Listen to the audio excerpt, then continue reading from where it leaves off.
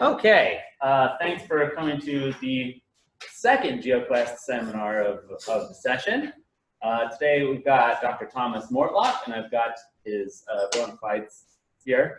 So he earned a Bachelor of Science in Geography with Oceanography from the University of Southampton.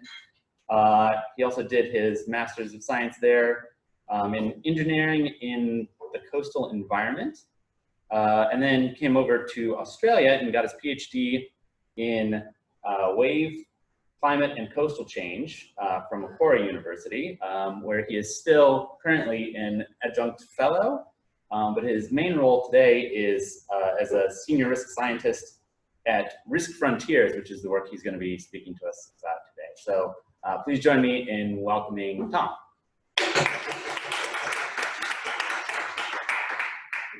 So yeah, thanks very much, Alex, and thanks also. I want to say thanks also to Colin Woodruff, who initially I was supposed to give this talk in March, but then it got cancelled because of COVID.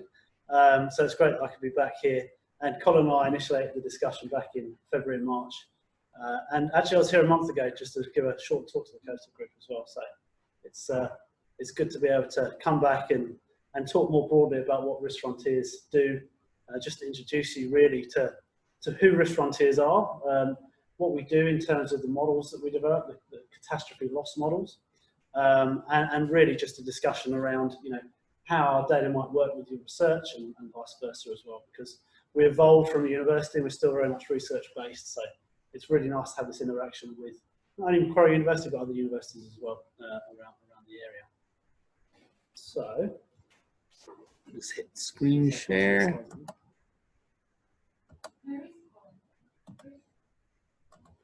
With Colin? Okay. So that just is That's what why you're running. I'm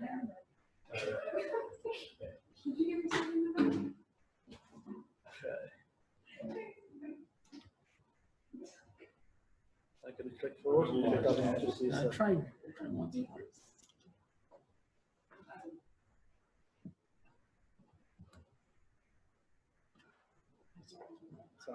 Otherwise, we'll just use that. Huh, that's weird. It just likes me better. I don't know. Okay, just need to press harder. There you go. Okay. So yeah, so Restauranteers have been around for a while.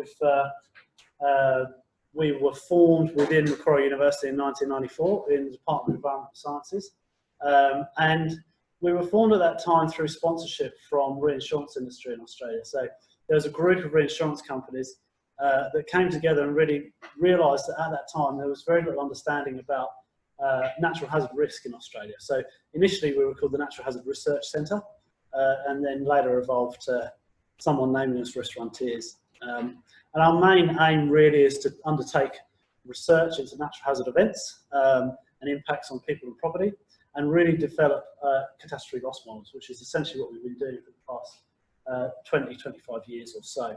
So, I mean, the business is divided really up into two areas. There's the modelling group, which I'm part of, and then the other side of the business is more really looking into social research and the social aspects of catastrophes, of natural perils. So we have disaster risk management expertise and emergency management expertise as well. And we undertake work for a range of different clients, you know, ranging from state, local, federal government, and private sector organisations as well. We're a group of, I think we've got about 15 full-time staff members, so we're not really that big. We do have quite a large network of research associates, not only at Macquarie University where we were formed, but through other organisations as well. So, as I mentioned, formed in 1994. We were inside the university until 2017, where we spun out. And we're now an independent organisation based in St Leonards in the Lower North Shore in Sydney.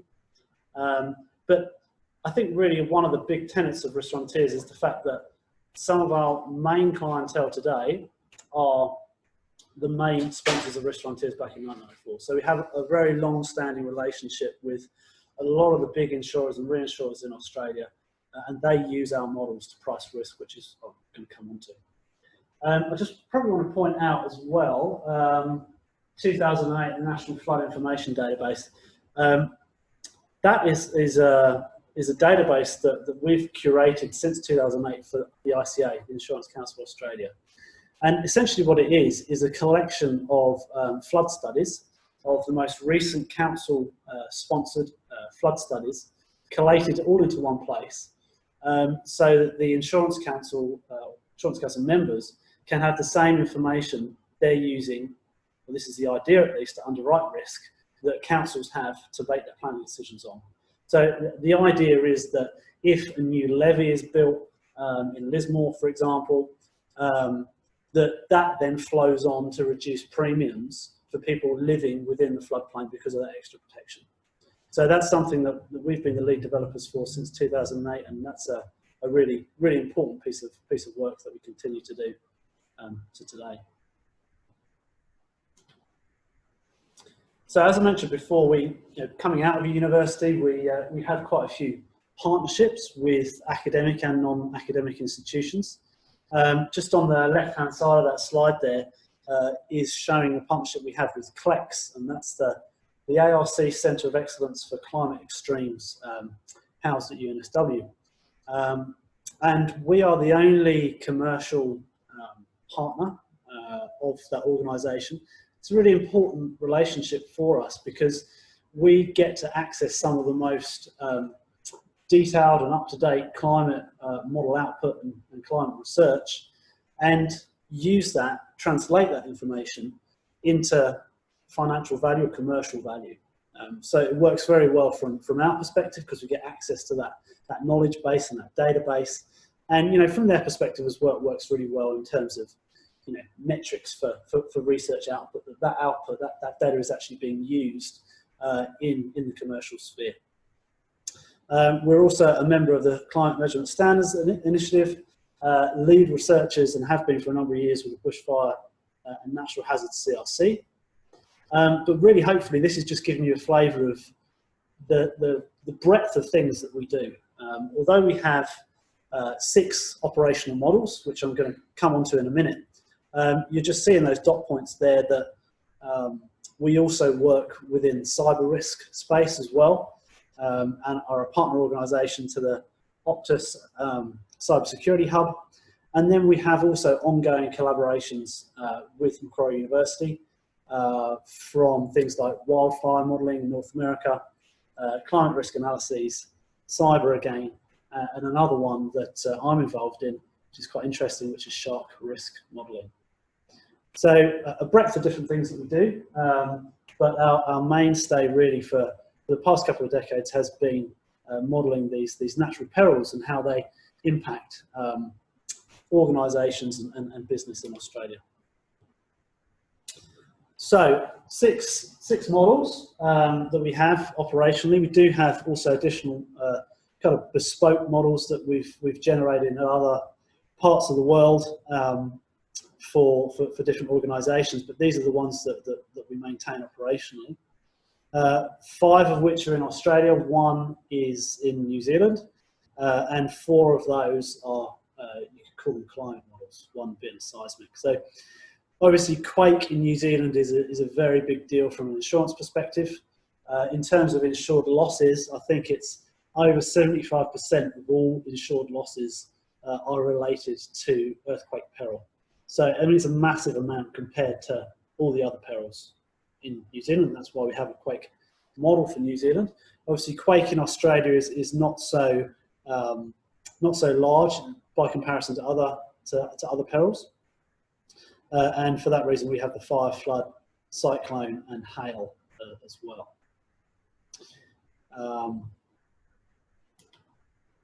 So I just want to spend a little bit of time on this slide in terms of, I'm not sure if anyone has had any exposure to what a cat loss model is before, what a catastrophe loss model is. So I'm just going to try and unpack these 3 components that make up a cat model. I mean, first off, it's probably quite important to mention that these are not deterministic models. They're not numerical models per se that we might use in coastal, for example, Delft 3D, Mike 21, which are very detailed two-dimensional, three-dimensional models that look to model a single event. They're probabilistic-based models, and they look to model a large event set. So, for example, all of our event sets look to have a 50,000-year representation of next year's climate. It's essentially the way you can look at it. Within reinsurance and insurance, they're generally only interested, or historically interested, in the next 12 months. Because the next 12-month period that's the time frame that you can renew premiums on. But they want to understand their risk profile for that 12 months. And so we generate these things called stochastic event sets, which are long enough to have statistical stationarity and hopefully capture that envelope of risk for the next 12 months. Climate change throws a curveball into that, and we'll come on to that in a little bit. But for that reason, there's no way that we can chuck a WRF model or a Delft model at that, because it's too large. For cyclone, for example, over 50,000 years, if on average you have 7 cyclones forming in the Australian region per year, you're talking about 350,000 events in your event set that you want to model a wind field for. So for the example of cyclone, traditionally we've used kind of parametric wind model methods like the Greg Holland has developed and others. But now we're moving on to more machine learning type approach, which has huge advantages in being able to model uncertainty around a wind field, asymmetry, inflow, a lot of things that parametric models can struggle to do. And it's also very quick as well, and it lends itself to climate change, or inputting different climate variables. So the output from the hazard module is essentially the probability of exceedance of a certain hazard, let's call it a wind gust, at different probabilities, different return periods, for every cell in Australia. That's essentially what the model outputs in terms of the hazard. And if we're looking at a flood, for example, it might be the probability of exceedance of a given flood depth at every cell. That is then combined with the exposure module. And at its very simplest, the exposure module is provided to us by the client, by the user, and it's just a set of geolocated assets.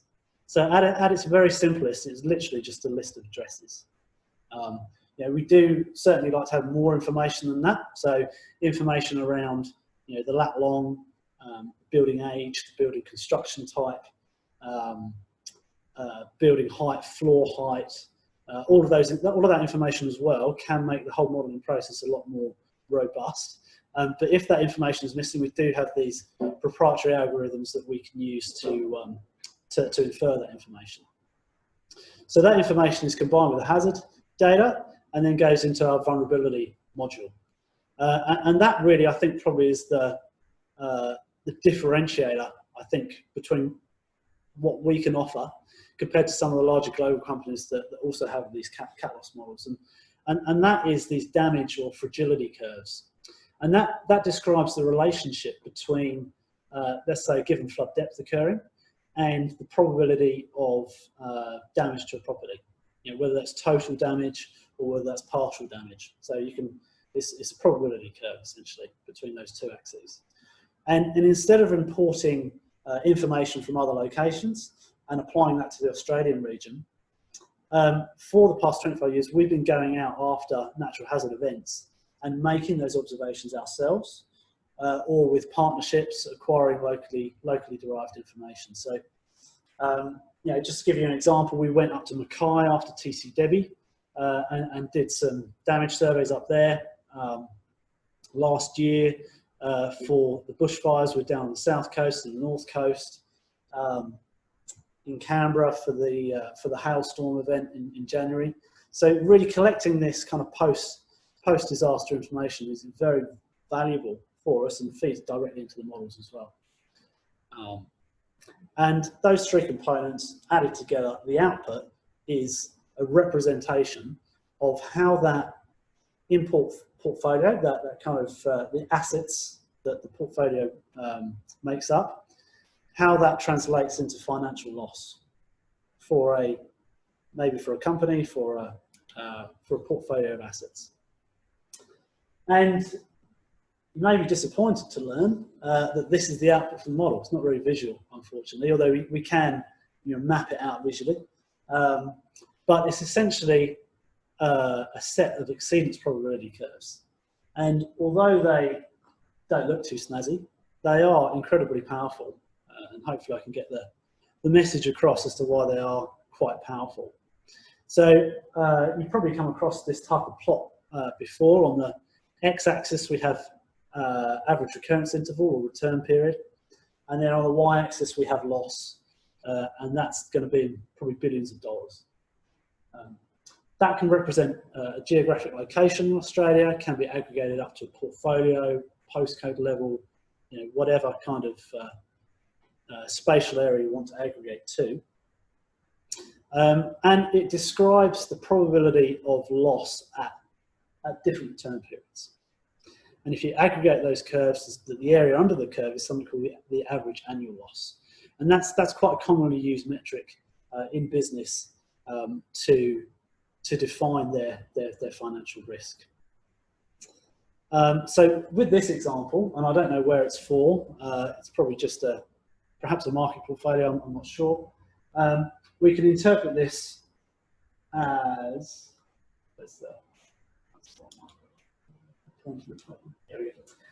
we can interpret this as looking at the blue line, which is the flood. If we're looking at probabilities up to about 10 years, so that's the 10-year return period, flood is our peak loss-producing peril. So, let's say from an emergency management perspective, you might want to focus on flood and flood mitigation if you're looking at frequent events. You can then see in kind of medium return periods that green curve, which is cyclone, pops its head up and becomes the peak peril for anything between 200 to 2,000 years return period, and then earthquake overtakes everything after that.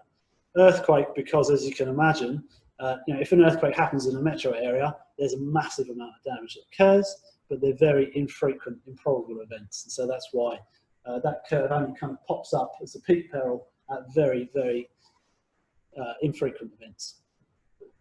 So we can compare these different loss types, which can inform cost-benefit analyses of different adaptation and mitigation scenarios as well, and adapt those to climate change scenarios. So it can be quite powerful, not only as a reinsurance pricing tool, but for something for disaster risk reduction and emergency management as well. It is a kind of a communications piece though, because these have been used for the past several decades within insurance, but used, I'd say, pretty rarely outside that. So a lot of it is communicating what this output actually means. So just to give you an example of how much catastrophe risk is worth in terms of insured losses in Australia, and really highlighting the importance of taking a multi-hazard approach as well. This is some work that we did with the Insurance Council of Australia record of loss events in Australia. We normalised all of those losses to 2017 values, and then we can compare what are the most expensive events from an insurance perspective. And you might not think hailstorm is important, but from an insurance perspective, it certainly is. It's number one on the list. The Sydney hailstorm in 1999 caused an estimated insured loss of 4.5 billion Australian dollars, normalised to 2017 values. And another thing to pick up from that table is that 5 different perils in the top 6. So, we've got hailstorm, a cyclone, earthquake, flood, and a bushfire in there. So I think probably the takeaway from this is it's very important to take a multi-hazards approach. Focusing on any one peril is not going to capture the full picture of risk. And I've added a little dot point at the bottom here, which really just contextualises the bushfires from last year from an insurance perspective. So we had a big hailstorm in January that impacted Canberra and Melbourne and some other areas. And the total amount of claims, insured claims from that, is around 1.8 billion at the moment, which is comparable to the total amount of insurance claims in the bushfire last year. I mean, obviously the bushfires caused a much, much greater amount of economic and environmental damage, but from an insured loss perspective, they're quite comparable. And that really, I think, highlights the importance of hailstorm, especially if you've got a portfolio of assets in a metro-centric area. Hailstorm's very damaging, which is a problem from a climate change perspective, because hailstorms are incredibly difficult to model. I mean, we don't know what's going to happen with hailstorms in the future. We just don't know, because they're so small scale. The convective physics in climate models are not really good enough at the moment to model hailstorms, and they're sub-grid scale phenomena essentially. So we really don't know at the moment what's going to happen, even the sign of change for hailstorms.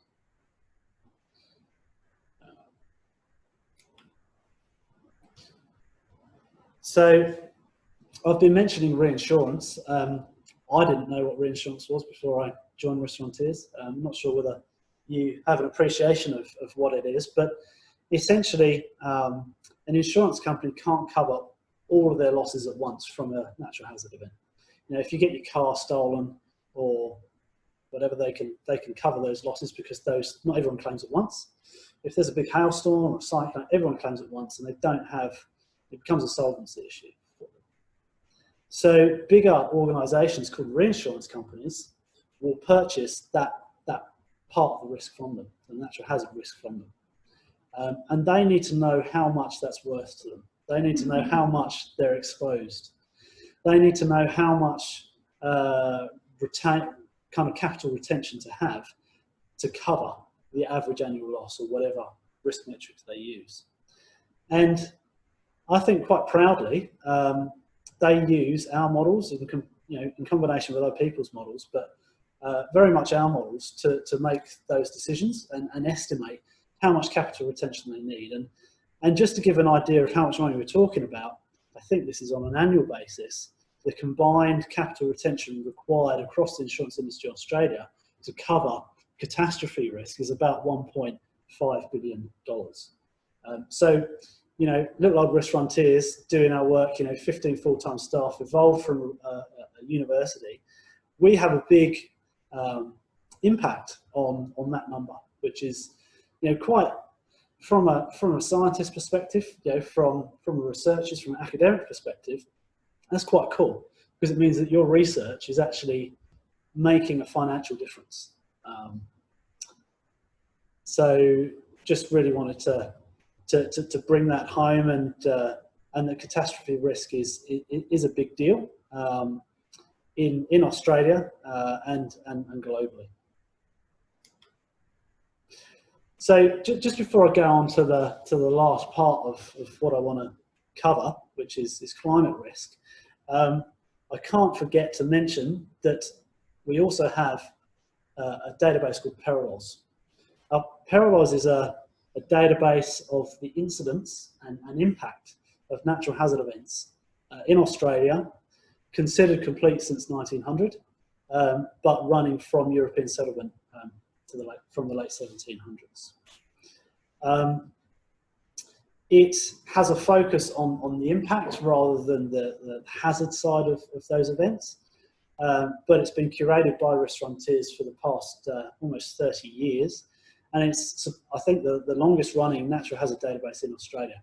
And it's been used for commercial studies, but also has spawned a large number of research papers from that. And I don't know if you've heard of this quote, but I think one of the things that gets used a lot is that comes from Peril-Oz is that heat wave kills or has killed more Australians since 1900 than all other natural hazards put together. So whenever there's a big heat wave, that quote gets rolled out, but that comes from analysis from Peril-Oz. So it's not all about those other perils, heat wave and other kind of chronic perils are also very, very important. So the last I guess, last third of what I want to cover is a new area of growth for us.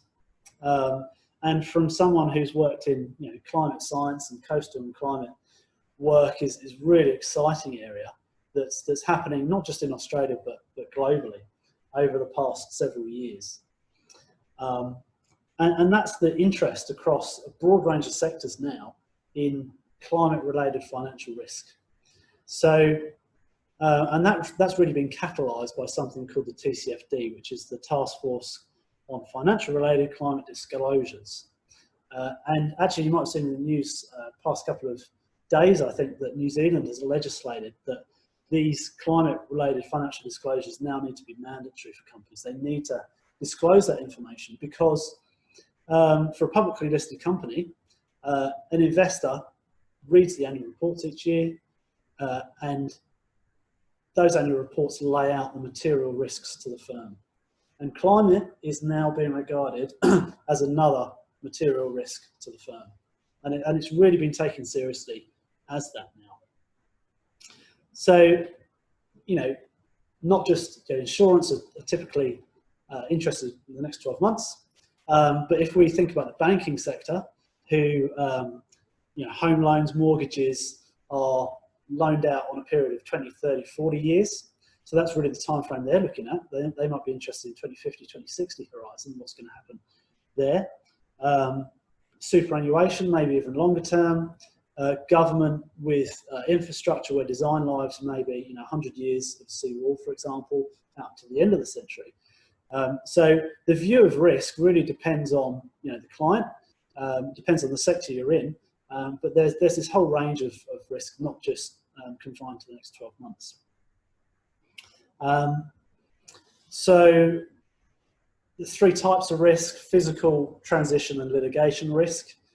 Transition risk is really more the economist's sphere of looking at what is the risk of not being prepared for the transition to a low carbon economy in the future.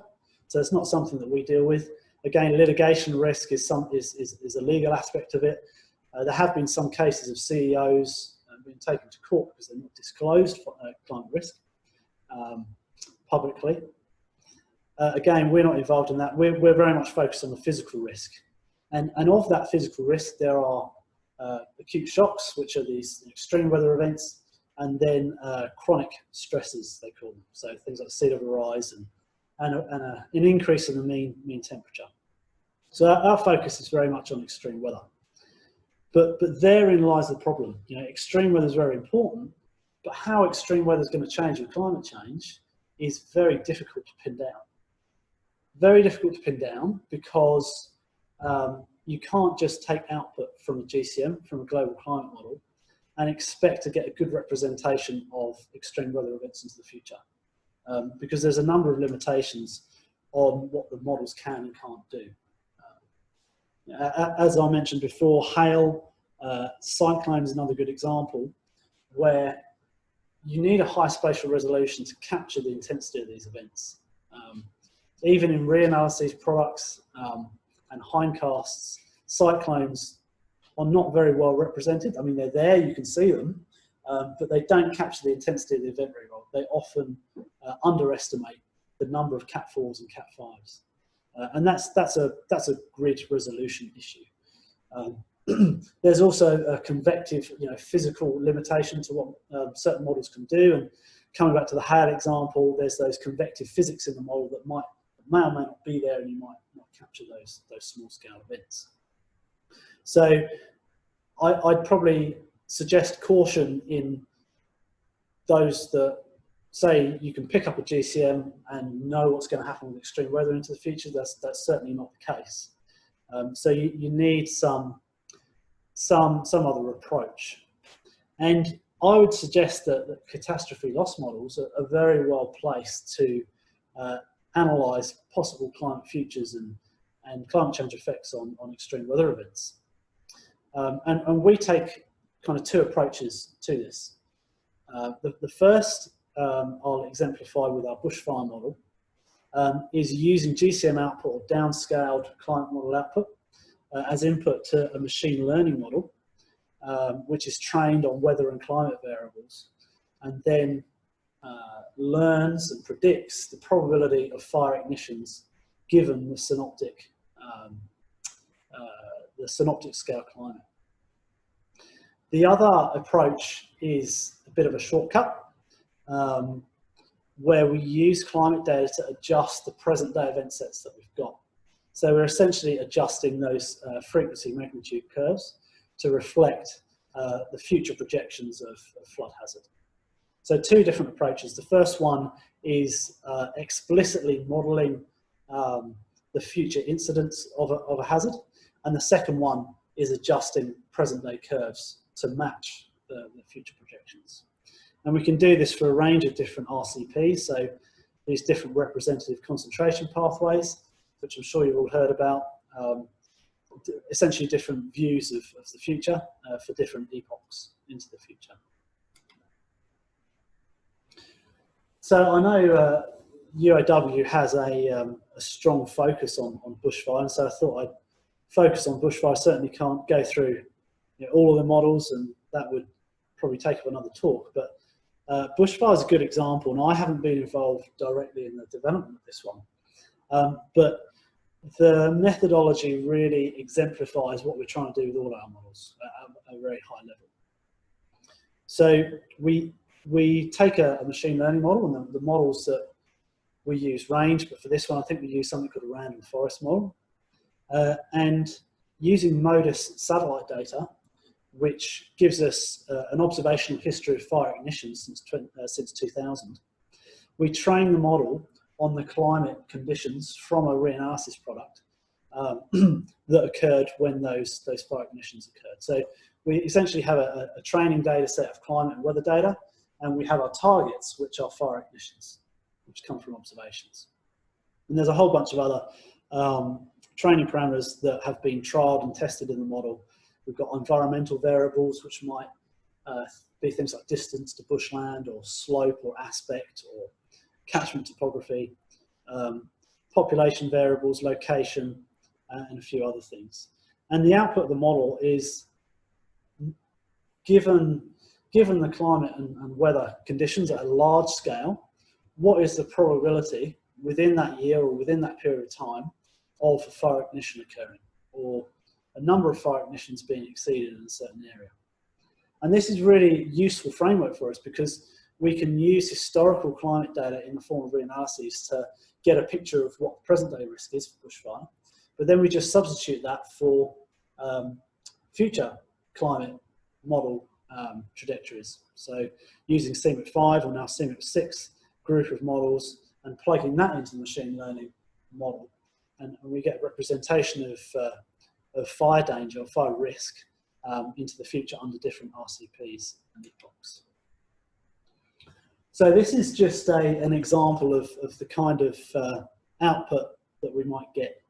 And I just want to mention here that this was done on a market portfolio, so it doesn't represent any one client's risk exposure, and it really is just representative across the market, just as an example. So on the left-hand side there, we've got the lower RCP 2.6 scenario by 2050, and on the right-hand side, we've got the high emission scenario, the 8.5 scenario by 2050 as well. And we can represent the average annual loss at a postcode level, which is what you're seeing there between those two plots. But really the powerful one is the one on the right-hand side here, which again comes back to these exceedance probability curves. So the blue line here is the projected losses from a given input portfolio at a range of different return periods. The black line is the change in that loss profile by 2030, and then the red line again by 2050. And this is under the 8.5 scenario. And we also have representation of uncertainty around the present day median curve. Now, bushfire is quite an interesting case in point, because it comes back to this question around signal emergence. that we might not be able to find a statistically significant trend over a short period of time, but doesn't mean that climate change is not happening, doesn't mean that that trend is not there, it's just not emerged as being statistically significant yet. That it is, I guess, covered up by the natural variability. And there have been a number of studies looking at hurricanes in the Atlantic region, and if you're analysing loss records, then it can take hundreds of years for the climate signal to emerge as becoming statistically significant, just because there's so much interannual variability there. But it doesn't mean that step change hasn't already occurred. With bushfire, we can see that these climate curves are well outside or what we regard as the natural envelope of variability by 2050. If I were to plot the same plot for flood, it'd be very different. The envelope of natural variability for flood is a lot wider for a number of reasons, including natural variability.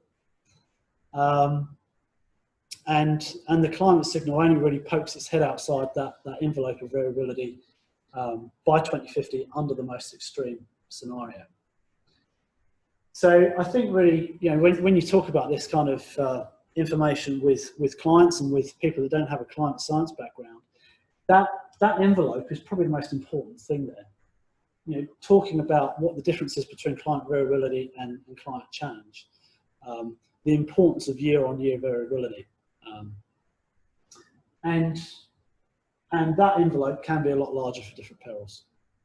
So I guess the counterintuitive thing is that although the climate signal might be quite large for bushfire, it often is not the peak loss producing peril in the portfolio, especially if you've got quite metrocentric. If you've got a lot of properties in metro areas, your peak peril might be hail, or it might be flood, for example. And the uncertainty bounds around hail are much larger. So we come back to this point that communicating uncertainty when we're talking about financial and climate risk, essentially, especially when we're going through to different sectors and people with more of a financial background rather than a climate background, is really important.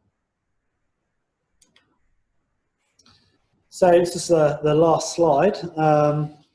Just really wanted to emphasise that although we're a commercial organisation and independent, we retain strong research links with Macquarie University and other organisations around Australia, and research remains a big part of what we do. So we do publish, we continue to publish, and in terms of the kind of backgrounds that we have within Restauranteers, we've got data scientists, geophysicists, and software engineers and emergency managers. So we're quite a mixed group of people.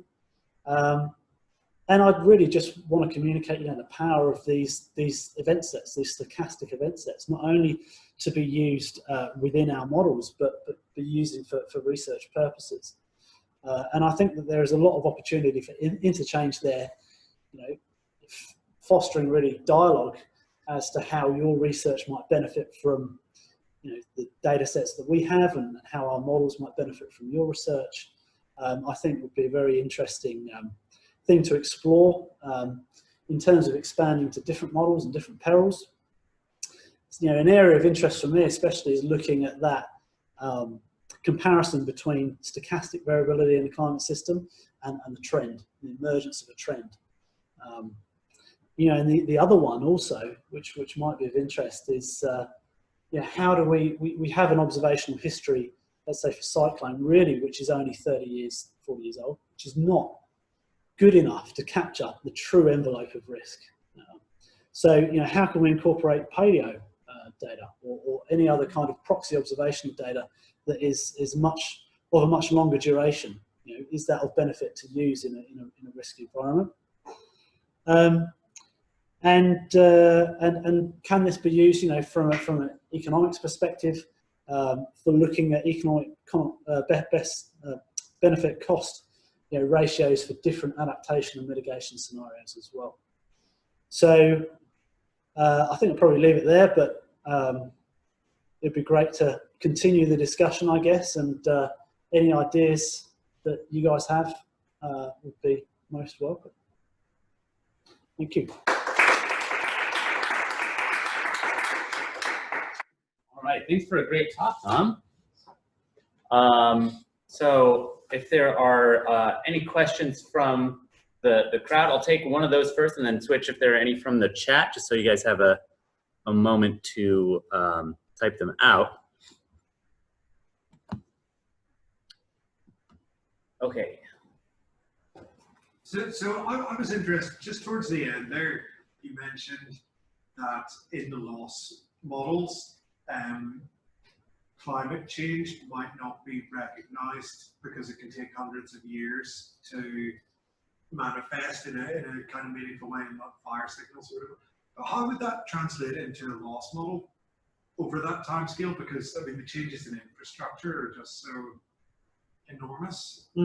Yeah, no, that's a very good point, and probably something. And do you mind repeating the question so that people on Zoom can hear? So I think that the question really goes back to the emergence of a climate signal through time and how that's incorporated in loss models, and also the impact of infrastructure changes, which is a point I probably should have mentioned and is very important component to it. We can only assume that there are, well, in our models at least, we're assuming there's no change to infrastructure, to the exposure component, and to the vulnerability component over time. So we're only modifying the hazard component to reflect what's going on in the climate system. You know, there certainly is the opportunity and scope within the model to play around with where your assets are. You know, if they're in a high-risk location, you can take them out of the high-risk location and put them somewhere else and see how that impacts the loss curves. The question around mitigation, so, you know, whether you build a levy higher or you improve building codes for certain cyclone-affected areas, for example, you know, that can also be changed within the model, but typically that would be for a kind of a bespoke application. So we haven't, I don't think there are any examples of where we've done that yet, just because when we're aggregating up to a portfolio level, which is generally what people are interested in, I guess really the question comes down to how you or where you apply the models. They're fit for purpose for portfolio level analyses and probably fit for purpose down to a postcode level. But I would be cautious of using these models at an event scale or at a single location scale, just because we're talking about probability over a long time period, and we assume, you know, statistical stationarity and a whole bunch of other things in there as well. So they probably use as a first pass, if you're looking at it from an emergency management perspective, a first pass to identify where those high-risk areas are and where you should perhaps commission more high-resolution studies that, you know, it might employ things like a Delft model or something that's much more high-resolution that looks at something on an event-based thing that might incorporate those changes to mitigation structures, let's say. Yeah. Does that kind of answer your question? Yeah. Or? Yeah. Okay. Do you mind if we do a chat question next and then go? I was going to follow up on you. Go ahead. Okay, sorry. Just to be fair to those who can't be here in person. So I noticed there's a question from Colin. Says, the maps of where climate extremes hit Australia are presumably biased by where there are people. Is that right? For example, I got the impression that bushfire was concentrated in southern Australia, but your later map of bushfire showed how vulnerable tropical Australia is to repeat fires. But I presume few of those northern fires lead to big insurance impacts on people. Yeah, Colin, that's quite right. I think the first plot that I showed in terms of the ignition probability, that is just referring to the hazard. And so this is bushfire and grass fire. So, you know, it's not just going to be areas in New South Wales with big eucalypt forest, it's also grass fire and shrub areas as well. But those later plots that I showed in terms of changes to losses, the climate change related to bushfire, that obviously incorporates exposure element to it as well. So that isn't indicative of kind of the hazard footprint only.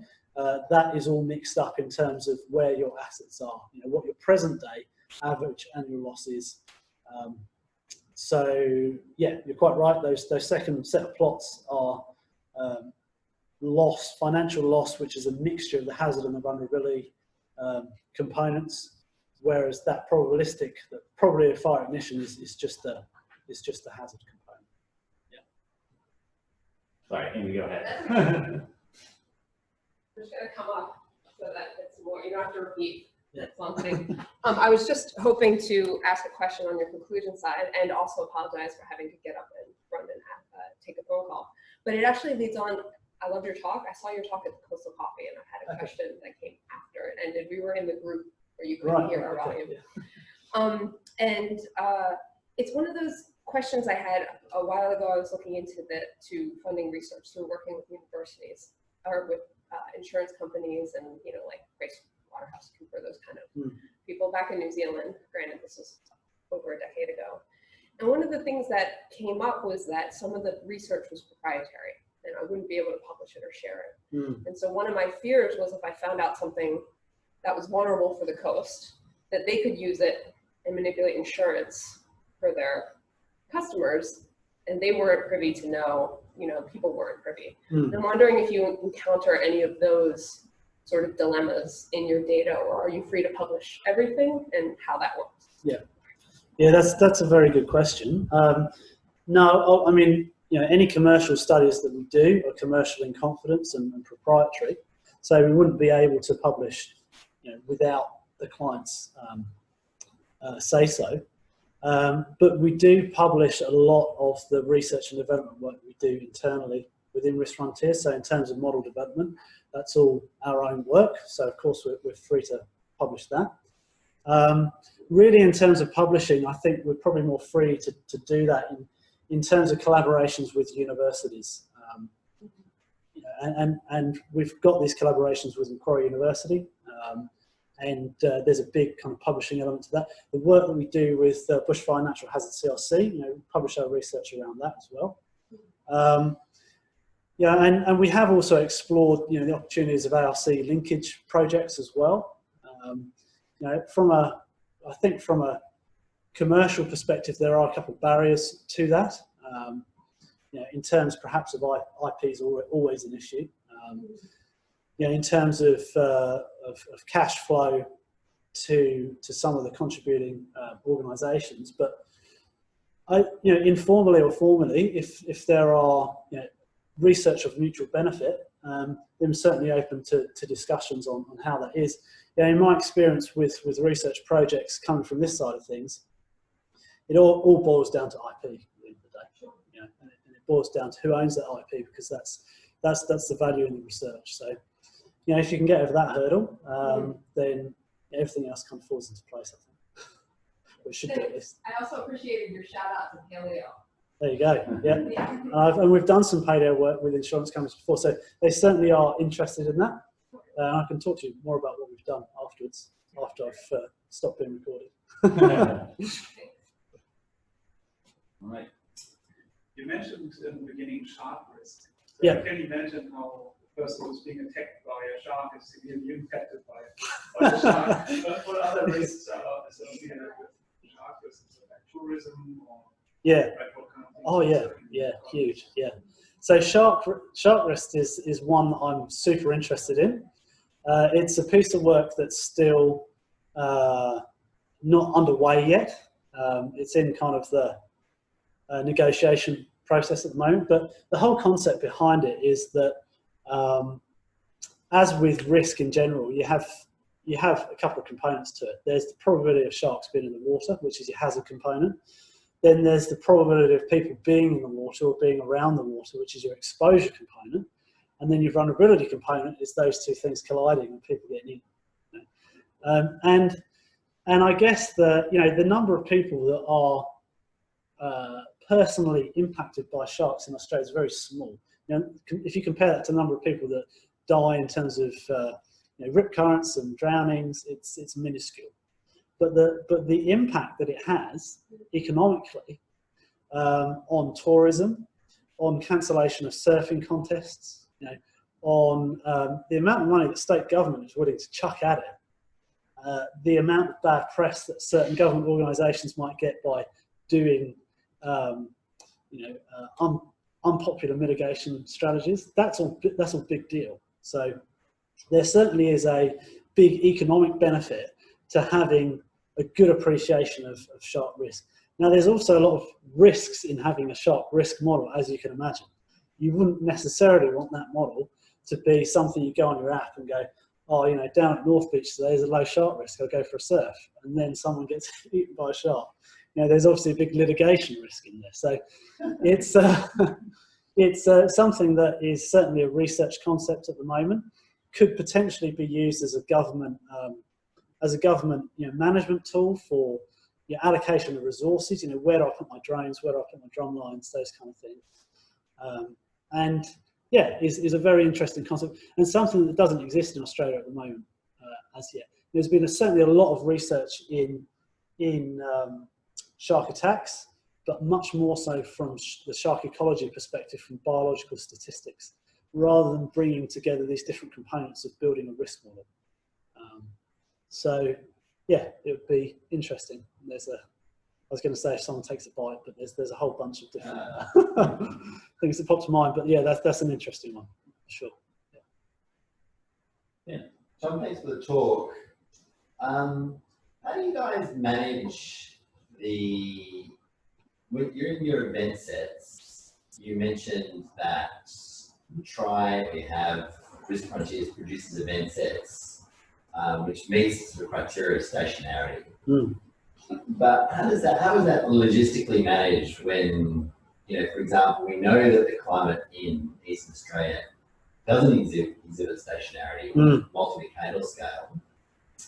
And, I looked at your kind of ARIs, and you happily extrapolate to 500 years. But we know the magnitude of the error, like the uncertainty, is scaled to record length. Yep. How do you manage that issue of stationarity? How do you convince yourself and your clients that you have a realistic handle on stationarity? Yeah.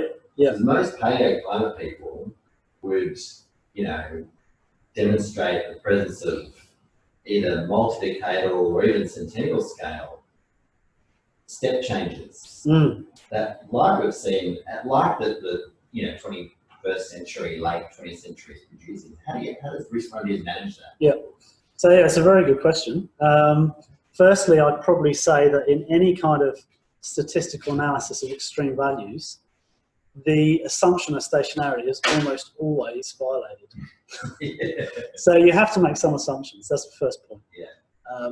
The next one is that most of the loss, the bulk of that loss, will be at low return periods. Yeah. So those real, the 50,000 year event, the probable maximum flood, the MPI, if we're talking about cyclones, they're very, very unlikely to occur next year. Yeah. So the amount of kind of capital attached to that point is very low. Yeah. So we're certainly not saying that we know exactly what the 50,000 year event is. Yeah. What we're saying is we're resampling a lot of those high probability events to get more confidence around them. Yeah. So that's really what we're trying to do. And there's a whole bunch of different methods that we use, but it comes down to stats, and what they call it, stats and lies, or whatever it is. So maybe I shouldn't have said that. It's not lies, but it is, a strong representation of what we know. We definitely can't, we are bound by the observational series that we have, and we have looked into using much longer paleo observations, for example. The problem with using paleo work in cat loss modelling infrastructure we've found is that there's just not that temporal resolution there. Yeah. There are some records that purport to having that. If we could find a paleo record that really has that high temporal resolution, then you're on. But going from something where you've got every event measured to where you've only got the very extreme events measured becomes problematic. Yeah. Any more questions? I don't think I saw any more from the chat either. All right. Well, in that case, I think we'll let Tom off the hook. So let's thank him one more time for the talk. And thanks to everyone for zooming in.